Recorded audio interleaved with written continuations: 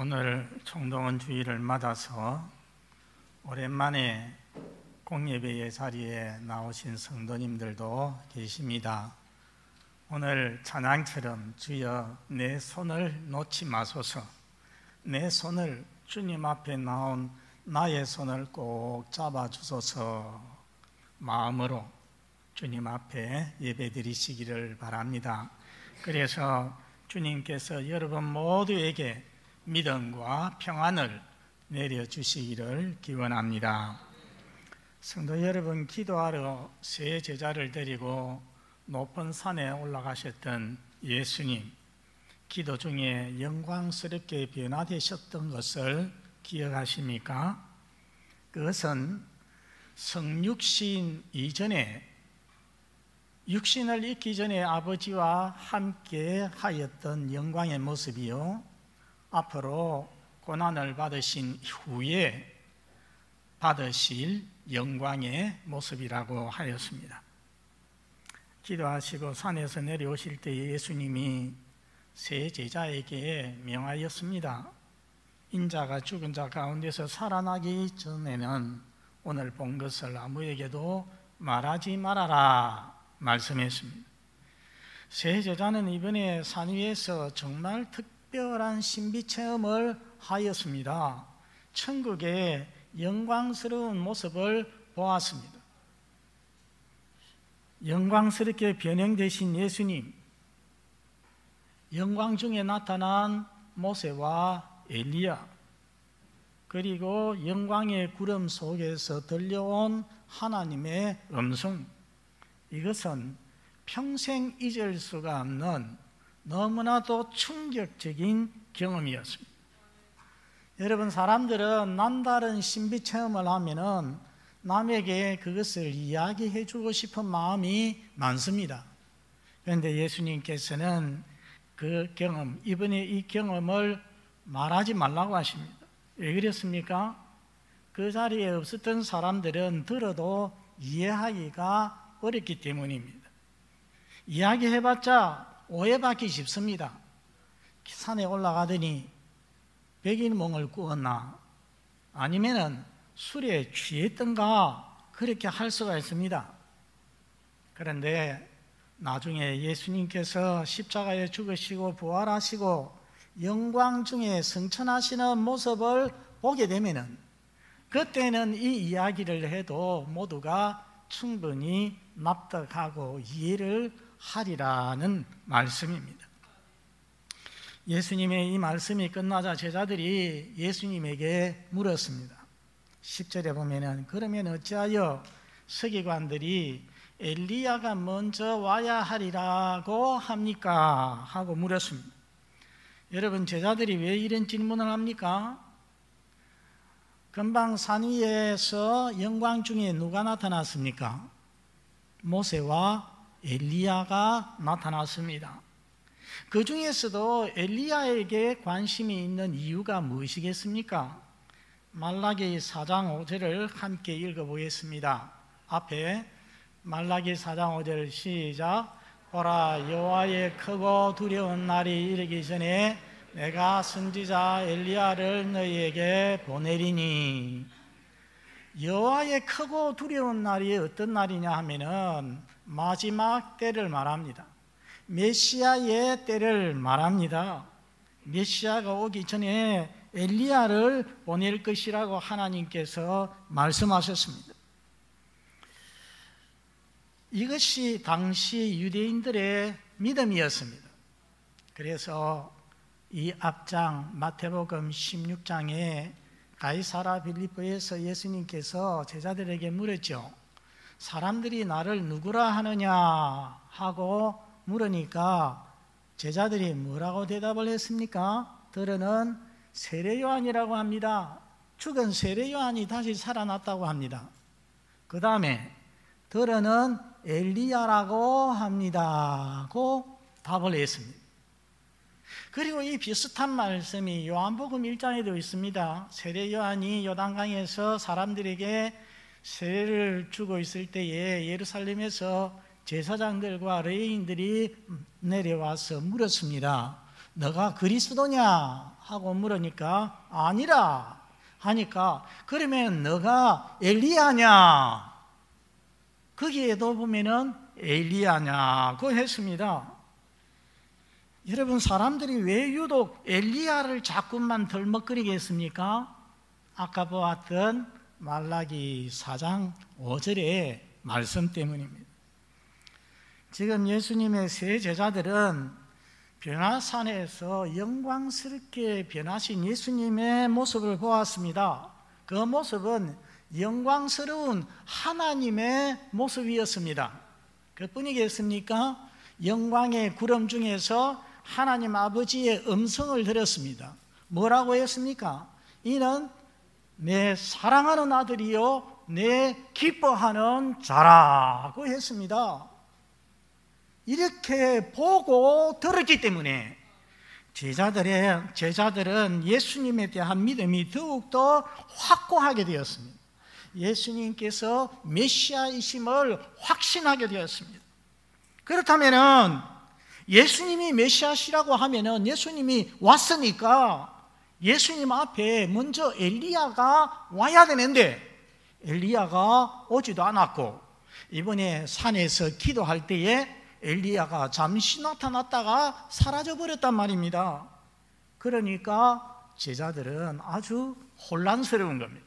그래서 물었습니다. 어찌하여 서기관들이 엘리야가 먼저 와야 하리라 합니까?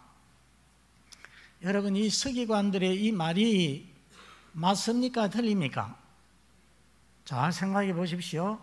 서기관들은 엘리야가 먼저 와야 하리라고 했습니다. 이 서기관들의 말이 맞습니까? 틀립니까? 맞죠. 말라기 선지자가 그렇게 예언을 했습니다. 그러자 예수님께서 엘리야가 과연 먼저 와서 모든 일을 회복하리라 했습니다. 서기관들의 말을 인정을 한 것입니다. 그리고 12절에 보면은 엘리야가 이미 와서되 사람들이 알지 못하고 임의로 대우하였도다 말씀합니다. 그러자 세 제자는 예수님이 말씀하신 엘리야가 누구라고 알게 되었습니까? 세례요한이라고 알게 되었습니다. 깨달았다고 했습니다. 여러분, 오늘 본문에 예수님께서 직접적으로 세례요한이라는 말을 입 밖으로 내신 적이 없습니다.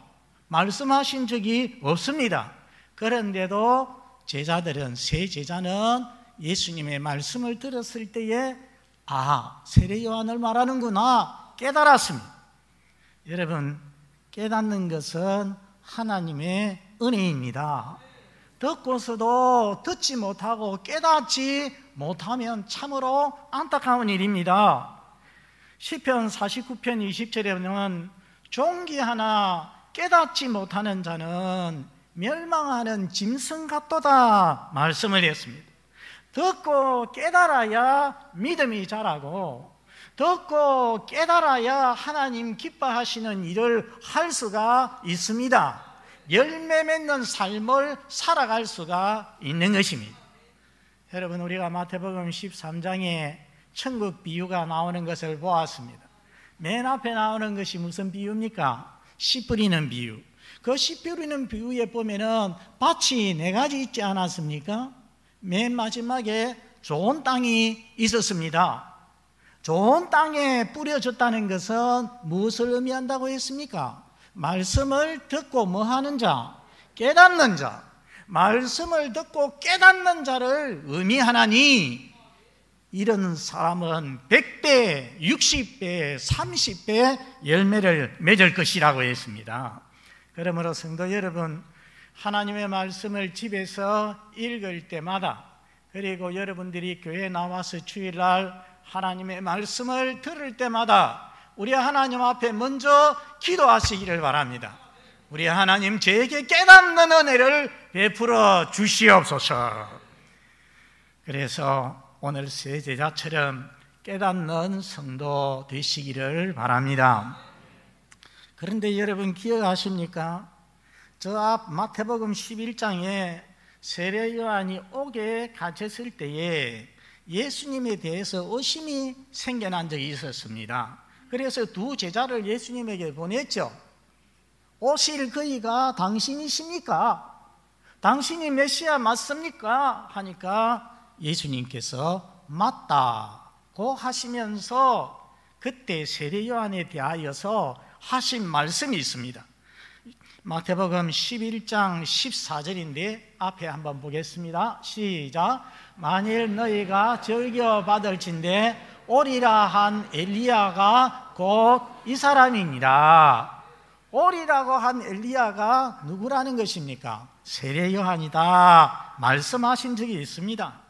여러분, 아무 관계도 없는 사람을 누구는 누구다 그렇게 말을 하면 되겠습니까?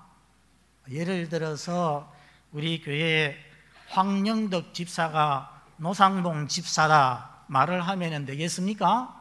누가 믿어주겠습니까? 믿을 수 없습니다. 그런데 두 분이 좀 닮은 부분이 있기는 하지만 그래도 다른 분입니다. 그런데 어떻게 예수님은 세례 요한이 오리라고 한 엘리야라고 말씀을 합니까? 이유가 있습니다. 우선 외관상으로 닮았습니다. 모두 다 어떤 옷을 입었습니까? 카멜텍스를 입었습니다. 약대 트롯을 입고 가죽띠를 띄었습니다. 더 중요한 것은 내적으로 닮았습니다. 누가복음 1장에 보면은 세례 요한 탄생 예언이 나옵니다. 그때 그 천사가 예언을 하기를 뭐라고 했느냐 하면은 그가 엘리야의 심령과 능력으로 올 것이다 했습니다. 세례 요한은 엘리야의 심령과 능력을 가질 것이라는 말씀이죠. 사역도 똑같습니다. 말라기 4장에 보면은 엘리야를 너희에게 보내리니 그가 아버지의 마음을 자녀에게 돌이키게 하고 자녀들의 마음을 아버지에게로 하나님께로 돌이키게 할 것이다 말씀했습니다. 그 말대로 엘리야 선지자는 가멜산 꼭대기에서 그 모든 바알과 아세라 선지자들을 일망타진하고 하나님을 떠났던 우상을 숭배하던 그 이스라엘 백성들을 하나님께로 돌아오게 만들었던 것입니다. 그럼 세례 요한은 어떻습니까? 여러분, 세례 요한을 한번 봅시다. 누가복음 1장 16절 17절 앞에 한번 보시고 읽어봅니다. 시작. 이스라엘 자손을 주고 그들의 하나님께로 많이 돌아오게 하겠습니다. 17절 시작. 그가 또 엘리야의 심령과 능력으로 주 앞에 먼저 와서 아버지의 마음을 자식에게 거스르는 자를 의인의 설기에 돌아오게 하고 주를 위하여 세운 백성을 준비하리라. 이 말씀들을 대조를 해보면 똑같다는 것을 알 수가 있습니다. 그러니까 엘리야나 세례 요한이나 사역이 동일합니다. 다 사람들을 하나님께로 돌이키게 했습니다. 회복시켰습니다. 그래서 예수님께서 오리라고 한 엘리야가 바로 이 사람이다, 세례 요한이다 말씀하신 것입니다. 여기 오늘 우리가 주목할 말씀은 11절입니다. 여러분, 엘리야가 먼저 와서 무슨 일을 하리라고 했습니까? 보십시오. 무슨 일을 할 것이라고 했습니까? 모든 일을 회복하는 일을 할 것이라고 했습니다. 세례 요한의 사역은 하나님을 떠난 하나님 백성을 하나님께로 회복시키는 일, 하나님께로 돌아오게 하는 일입니다. 그래서 그는 광야에서 외쳤지요. 회개하라, 천국이 가까웠느니라 하고 외칠 때에 온 팔레스틴 사방에서 사람들이 그 소리를 듣고 세례 요한에게 나와서 자기 죄를 회개하고 물세례를 받았습니다. 하나님께로 돌아왔습니다. 그리고 그 사람들은 세례 요한이 증거하는 예수님을 믿고 천국으로 들어왔습니다. 천국 백성이 되었습니다. 그런데 오늘 본문에는 엘리야가 와서 모든 일을 회복하리라고 했는데 우리가 생각할 것은 과연 엘리야가 세례 요한이 와서 모든 것을 회복했다고 말할 수가 있느냐라는 것입니다. 여러분, 세례 요한이 완전히 회복해 했습니까? 생각해 보면은 세례 요한 당시의 유대인들조차도 완전히 회복하지 못했습니다. 정확하게 말하자면 세례 요한은 마지막 시대에 모든 것을 회복하는 시작자에 불과했습니다. 그러면 모든 것이 완전히 회복할 때는 언제냐? 언제겠습니까? 우리 주 예수님께서 뭐 하실 때? 재림하실 때에. 그래서 계시록 21장 5절에 보면은 우리 하나님께서 우리 주님 예수님이 재림하셨을 때에 말씀하시기를, 보라, 내가 만물을 새롭게 하노라. 만물을 새롭게 한다. 죄에 빠진 모든 만물을 회복시킨다는 말씀입니다. 이 점에서 세례 요한의 사역은 예수님의 초림에서 예수님의 재림 사이에 모든 회복을 상징한다고 할 수 있습니다. 말을 바꾸면은 세례 요한은 마지막 시대에 모든 성도들, 모든 전도자들을 대표하고 상징한다고 볼 수가 있다는 것입니다. 특별히 오늘 모든 일을 회복하리라는 이 말씀은 미래형으로 쓰여졌습니다. 앞으로 계속 회복될 것이라는 말씀입니다. 그러므로 모든 일을 회복하리라는 이 말씀은 세례 요한 개인에게만 관련된 것이 아니라 세례 요한 이후에, 예수님 이후에 이 마지막 시대를 살아가고 있는 하나님의 부르심을 받은 우리 모든 성도들에게 관련이 되는 것입니다. 우리는 주님이 다시 오시기까지 이 회복의 일을 감당하여야 됩니다. 복음 전도의 일을 통하여서 택함 받은 자들이 하나님께 돌아오게 만들고, 믿음이 약하여서 낙심한 자들을 권면하여서 다시 믿음의 자리로 회복할 수 있도록 만들어야 하는 것입니다. 성도 여러분, 이번 코로나19로 인해서 많은 것이 무너졌습니다. 무엇보다도 공예배의 재단도 무너졌습니다. 저는 기억합니다. 2월 셋째 주일에 우리가 오늘처럼 모였습니다. 그 다음에 3개월 반 동안에 이처럼 우리가 모이지를 못하였습니다. 회복하고 있지만은 아직도 완전히 회복하지는 못했습니다. 성도 여러분, 예배의 온전한 회복을 위해서, 그리고 예배드리지 못함으로 인하여서 연약해진 우리 성도들의 믿음의 온전한 회복을 위하여서 여러분 기도하시고 힘쓰시기를 바랍니다. 무엇보다도 복음 전도의 회복이 필요합니다. 엘리야와 세례 요한이 많은 사람들로 하나님께로 돌아오도록 했듯이 오늘날은 우리가 이 일을 계속해야 되는데, 우리가 알다시피 이번 코로나19가 이단인 신천지 교회를 매체로 해서 크게 확산되었기 때문에 지금은 교회에 대한 인식이 아주 나빠져 있습니다. 예수 믿읍시다, 교회에 갑시다 하고 입이 떨어지지를 않습니다. 그렇다고 여러분 전도가 아주 불가능하냐? 그렇지 않습니다. 여러분, 지난 주일에 놀랍게도 우리 교회에 4명의 등록자가 있었습니다. 한 분은 완전히 새가족입니다. 다른 한 분은 신앙생활에서 낙심하여서 한동안 교회에 나오지 않던 분입니다. 저는 그분들을 보면서 희망을 보았습니다.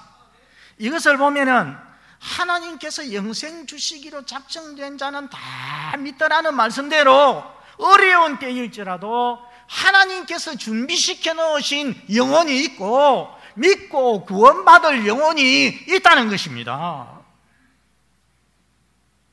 성도 여러분, 다가오는 6월에 믿음의 회복자가 되시고 예배의 회복자가 되시기를 바랍니다.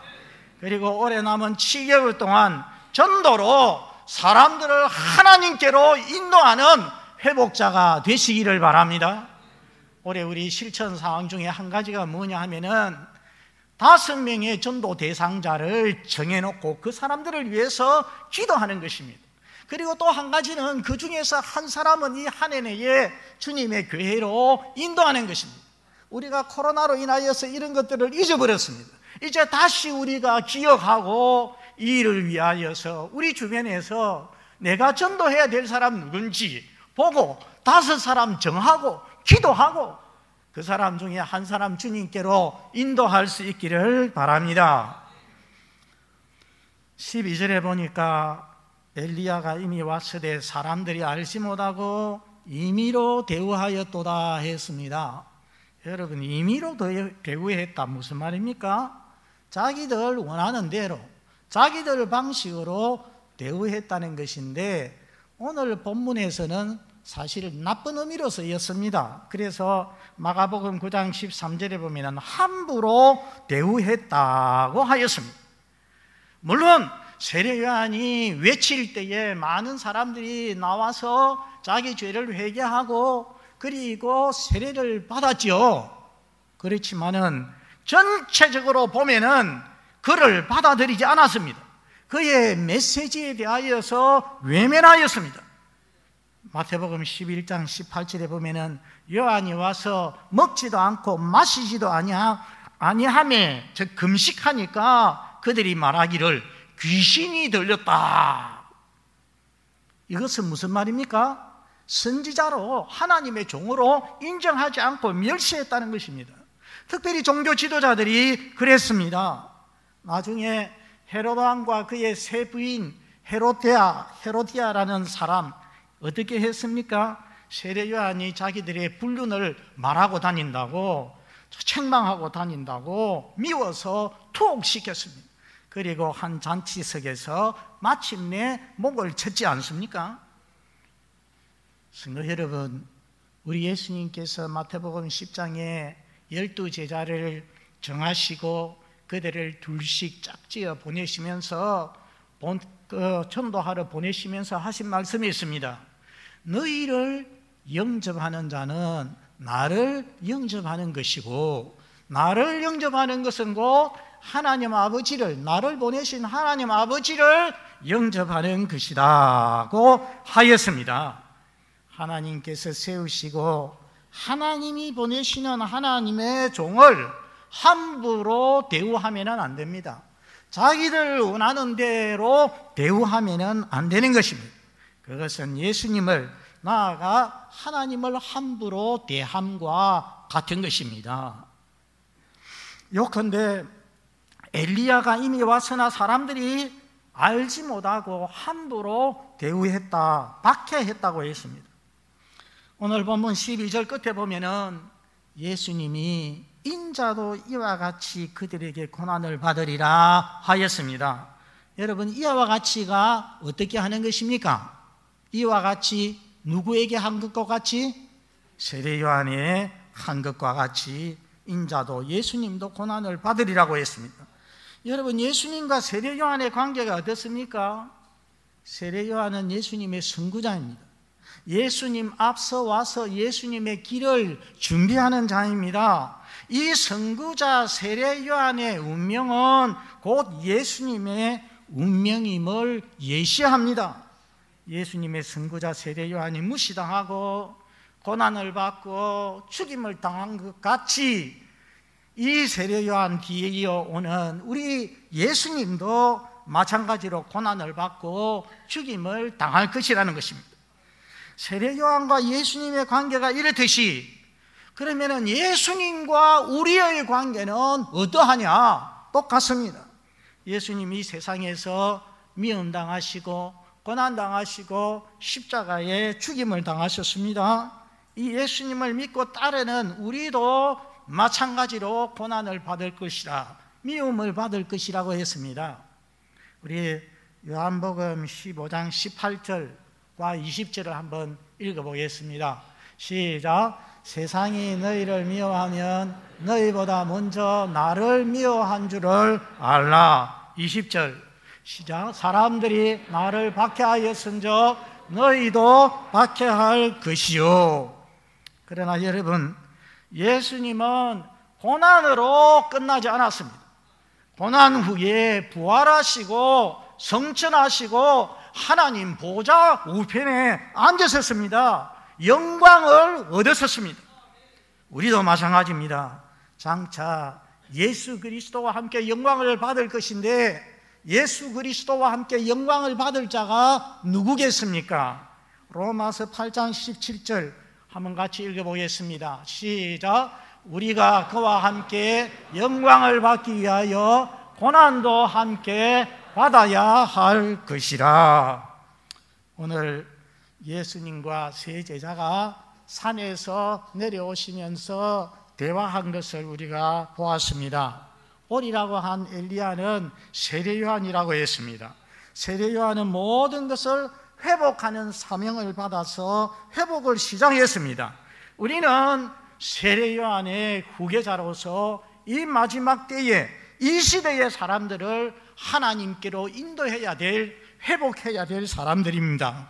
여러분, 이것을 기억하고 하나님께서 우리에게 주신 이 전도의 명령, 이 전도의 사명 명심하고 전도하고 영혼 구원하는 성도가 되시기를 바랍니다. 사람들은 세례 요한을 임의로 악하게 대우했다고 했습니다. 그처럼 우리 주님 선구자 세례 요한처럼 고난의 길을 가셨지만은 마지막에 영광을 얻으셨습니다. 이것을 기억하고 주의 고난에 동참함으로 주의 영광에도 동참하는 저와 여러분 다 되시기를 바랍니다. 우리 아버지 하나님 감사합니다. 오늘 한국교회 예배 회복의 날에 저희 교회는 총동원 주일로 지키게 하여 주시니 감사합니다.